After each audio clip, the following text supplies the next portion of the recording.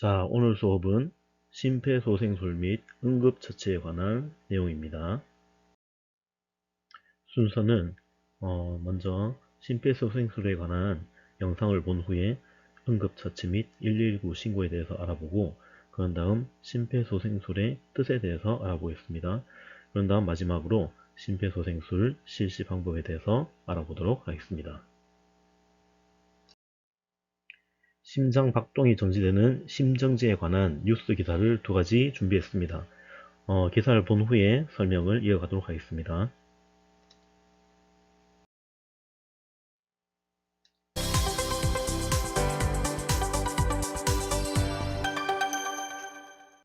의미도 내포되어 있는 것 같아요. 쳤습니다. 잘 타고 좌익수 넘어가는 좌익수 뒤로 들어 홈런.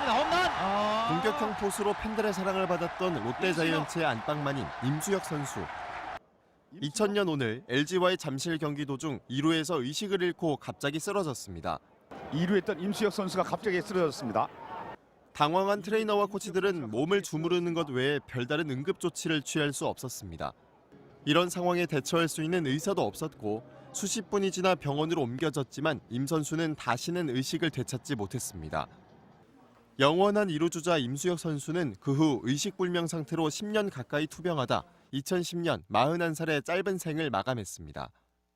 골든타임 안에 심폐소생술만 이뤄졌더라면 어쩌면 막을 수 있었던 안타까운 사고였습니다. 이 사건을 계기로 선수들의 안전대책에 대한 관심이 커졌고 응급상황 개선책이 마련되기도 했습니다. 사고 이후 프로스포츠 구단들은 경기장 내 의료진과 구급차 배치를 의무화했습니다. 심장질환 대처에 대한 국민의 인식도 높아지면서 2009년 응급의료법 개정으로 다중이용시설에 자동심장 제세동기 설치가 의무화되는 등 사회적 지원도 확대됐습니다. 오늘 다시 보겠습니다. 13살 초등학생 손자가 의식을 잃고 쓰러진 할아버지를 심폐소생술로 살려냈습니다. 바로 전날 학교에서 배운 대로 침착하게 해냈습니다. 이 꼬마 영웅을 김태영 기자가 만나봤습니다. 병실에서 마주 앉은 할아버지와 손자. 두 사람은 일주일 전 아찔했던 일만 생각하면 아직도 눈물이 쏟아집니다. 할아버지 깼다 스물 된 줄 알았어. 될 줄 알았어. 지난 22일 오전 충남 태안. 할아버지는 밭에 농약을 주고 온 뒤 집 마당에서 갑자기 쓰러졌습니다. 숨을 쉬지 않고 의식을 잃은 할아버지에게 손자인 13살 권준원 군이 심폐소생술을 실시합니다. 계속된 심폐소생술 덕분에 할아버지는 조금씩 숨을 쉬었고 119 구급대원이 도착해 응급처치가 이루어졌습니다. 기억이 딱 떠오르는 거예요. 보건 시간에 배운 심폐소생술이. 할아버지 가슴엔 손주의 심폐소생술로 시퍼런 멍자국이 생겼습니다. 할아버지는 이 멍이 자랑스럽습니다. 약간 자랑스럽고 약간 조금만 어른스러워. 권 군은 할아버지를 살리기 바로 전날 학교에서 심폐소생술을 배웠습니다. 5, 6학년 학생들이 1년에 2시간씩 수업을 받습니다. 일상에서 바로 적용할 수 있도록 실습 중심으로 교육을 진행하고 있습니다. 손자의 침착한 대처로 의식을 되찾은 할아버지는 이번 주 퇴원할 예정입니다. 의사가 꾸민 권 군은 많은 사람을 살리고 싶다고 말합니다. 심폐소생술 많이 하고 사람들 좀 많이 살리고 싶어요. 채널A 뉴스 김태형입니다. 영상 잘 보고 오셨나요? 그 영상을 보고 나면 응급처치 또는 심폐소생술의 중요성에 대해서 한 번 더 생각해 보게 될 것입니다. 다음은 응급처치의 목적에 대해서 알아보겠습니다. 응급처치의 목적은 첫 번째로 환자의 생명을 구하고, 두 번째 통증을 감소시키며, 세 번째 손상의 악화를 방지하여 장애를 경감시킵니다. 그리고 마지막으로 환자의 회복을 돕습니다. 하지만 응급 상황을 목격하면 선뜻 응급처치를 시행하기는 힘듭니다.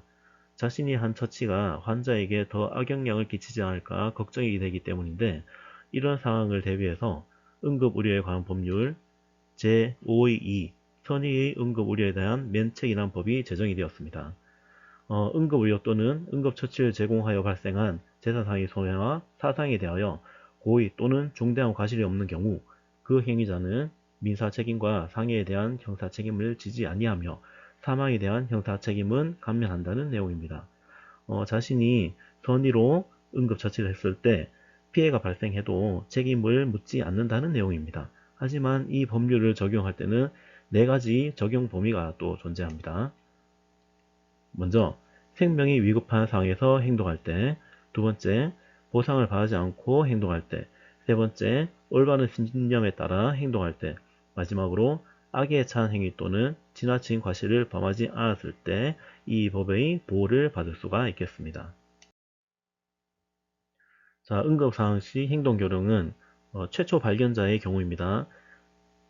총 4가지로 나누어지는데 처음에 응급상황을 인지, 화재인지, 홍수인지, 전기사고인지 그 응급상황을 인지를 하고 행동을 결정합니다. 구조를 해야 될지, 아니면 대피를 먼저 해야 될지, 그 다음 119 신고를 하고 응급처치를 시행하는 게 응급상황 시 행동요령이 되겠습니다.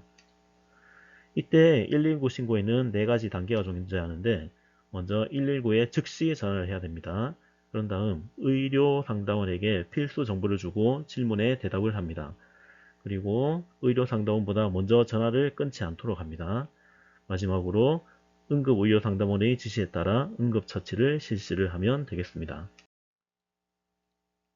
119 신고 시 설명해야 될 가장 중요한 4가지가 있는데 먼저 무슨 일이 일어났는지, 2번째 얼마나 많은 사람이 다쳤는지, 3번째 환자의 부상 상태는 어떠한지, 마지막으로 응급상황 발생 장소를 꼭 이야기를 해야 되겠습니다. 이 여러가지 정보를 줘야지 소방서나 응급출동을 할 때 필요한 장비나 인원을 준비를 해서 현장으로 출동을 할 수가 있겠죠. 다음은 심정지와 심폐소생술에 대해서 알아보겠습니다. 심정지는 원인과 관계없이 심장 박동이 정지되어 발생하는 일련의 상태를 말합니다. 발생 후 4에서 5분이 지나면 뇌의 혈액 공급이 끊기면서 뇌 손상이 급격하게 진행됩니다. 다음은 심폐소생술입니다. 심폐소생술이란 정지된 심장을 대신해 가슴 압박, 인공호흡 등을 시행하여 심장과 뇌에 산소가 포함된 혈액을 공급해주는 응급처치를 이야기합니다.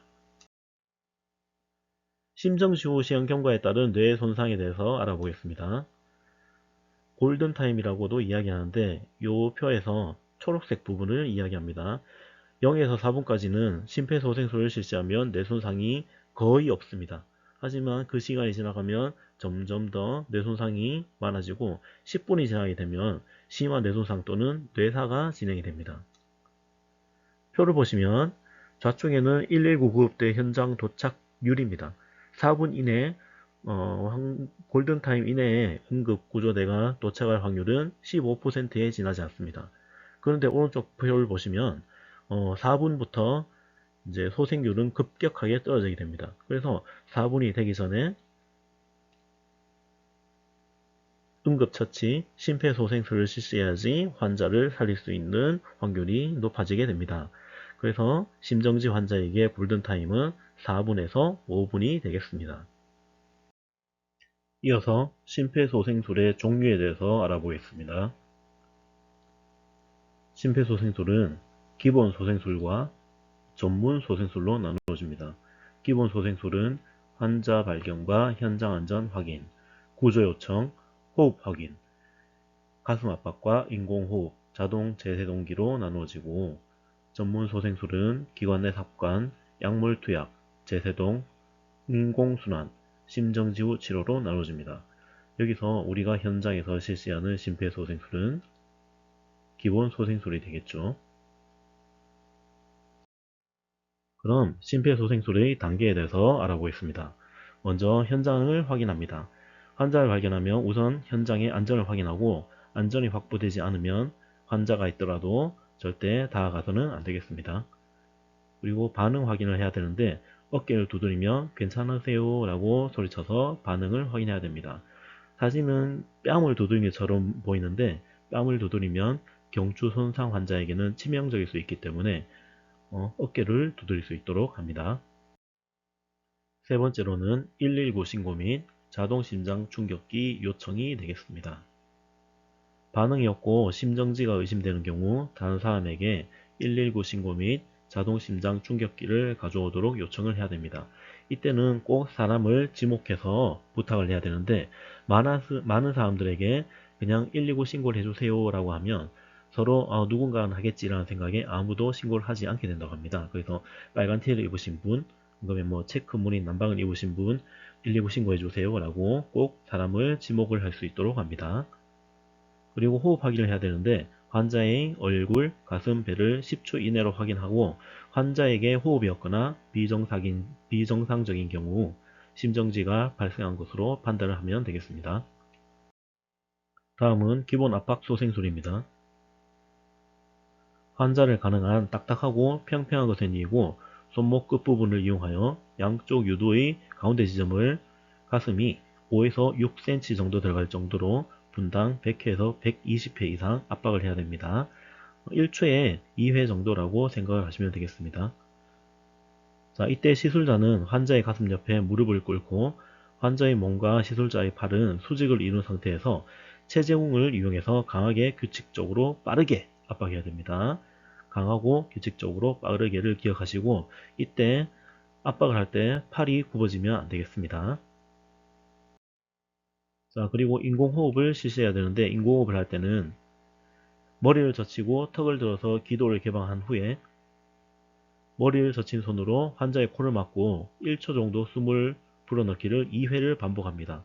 이때 가슴이 부푼지를 확인해야 되는데 가슴이 부풀지 않았다면 코가 덜 막혀 있거나 입으로 바람이 새 나갔다는 것이기 때문에 꼭 가슴을 보고 가슴이 부풀었는지 확인을 할 수 있도록 합니다.